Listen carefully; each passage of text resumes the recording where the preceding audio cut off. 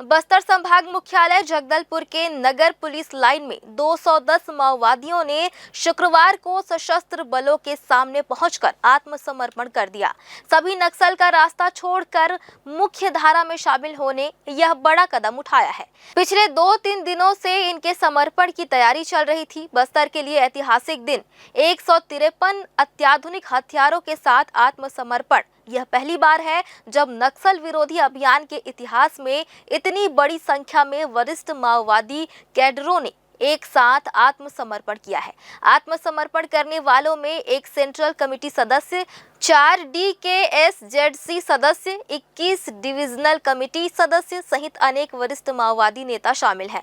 इन कैडरों ने कुल 153 अत्याधुनिक हथियार, जिनमें AK-47, SLR, INSA राइफल और LMG शामिल है, समर्पित किए हैं। यह केवल हथियारों का समर्पण नहीं बल्कि हिंसा और भय के युग का प्रतीकात्मक अंत है।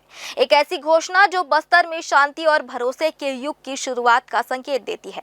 मुख्यधारा में लौटने वाले प्रमुख माओवादी नेताओं में CCM रुपेश उर्फ सतीश, DKSZC सदस्य भास्कर उर्फ राजमन मांडवी, रनीता, राजू सलाम, धन्नू वेत्ती उर्फ संतू, RCM रतन एलम सहित कई वांछित और इनामी कैडर शामिल हैं। इन सभी ने संविधान पर आस्था व्यक्त करते हुए लोकतांत्रिक व्यवस्था में सम्मानजनक जीवन जीने का संकल्प लिया। बड़ी संख्या में नक्सलियों के मुख्य धारा में लौटने की खबर पाकर मुख्यमंत्री, उप मुख्यमंत्री समेत अन्य जनप्रतिनिधि जगदलपुर पहुंच गए और नक्सलियों के इस कदम का स्वागत किया।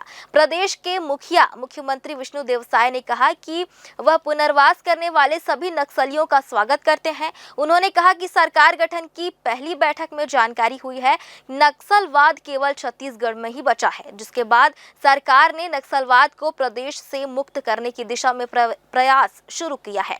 मुख्यमंत्री विष्णुदेव साय ने बताया कि गृह मंत्री विजय शर्मा ने नक्सल प्रभावित राज्यों का दौरा कर उनकी पुनर्वास नीति का अध्ययन किया और प्रदेश की एक बेहतर पुनर्वास नीति तैयार की और नक्सलियों को मुख्य धारा में शामिल होने के लिए आह्वान भी किया गया।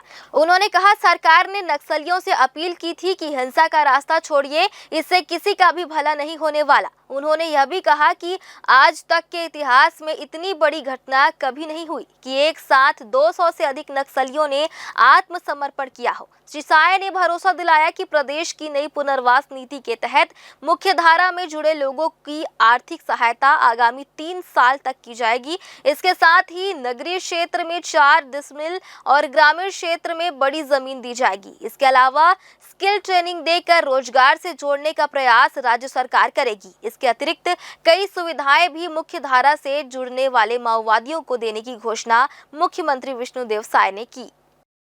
आज बहुत बड़ी संख्या में नक्सली हमारे देश के संविधान पर विश्वास करते हुए विकास की मुख्यधारा से जुड़ने जा रहे हैं और उनका स्वागत है। सरकार उनके लिए पुनर्वास के लिए और विकास की मुख्यधारा से जुड़ते हैं उनके लिए बहुत कुछ अच्छा सोची है। उनको अच्छा पुनर्वास भी देंगे, उनका स्किलिंग भी कराएंगे, रोजगार से जोड़ने का काम भी होगा। बहुत सुखद दिन है आज, बहुत बड़ा दिन है आज, बहुत ही महत्वपूर्ण दिन है आज कि आज बस्तर लाल आतंक की से मुक्ति की दिशा में बहुत बड़ा एक कदम बढ़ा चुका है। बस्तर की जनता के मनोभाव के अनुरूप मैं बड़ी स्पष्टता आपसे करना चाहता हूं, बस्तर की जनता के मनोभाव के अनुरूप